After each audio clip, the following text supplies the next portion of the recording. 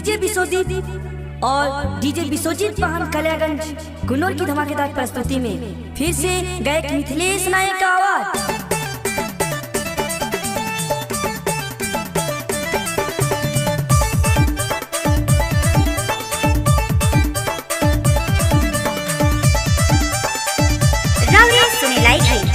विश्वजीत पहान कल्याणगंज गुन्नौर।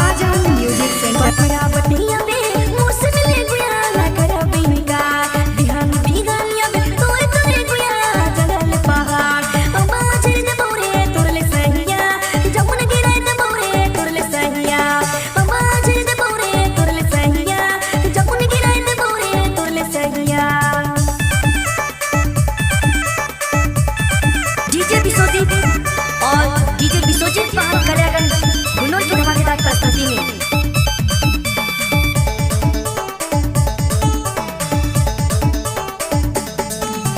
सुनसान बेरा में अभी गुयारे तो के गुया प्यार करबो डोंगरी ऊपर तोर प्यार में मुझ तो गुया डोब जाबो। आजा म्यूजिक सेंटर बाजार टार। सुनसान बेरा में अभी गुयारे तो के गुया प्यार करबो डोंगरी ऊपर तोर प्यार में मुझ तो गुया डोब जाबो। आवाज दे बोरे तोरले सहिया जमुन गिरे दे बोरे तोरले सहिया। आवाज दे बोरे तोरले सहिया जमुन गिरे दे बोरे तोरले सहिया।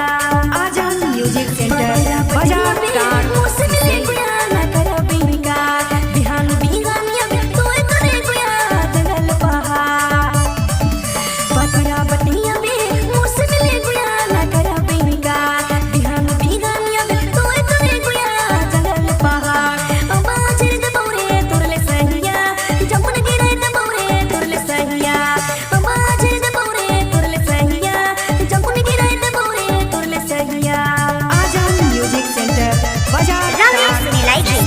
विश्वजीत पहान कल्याणगंज गुन्नौर।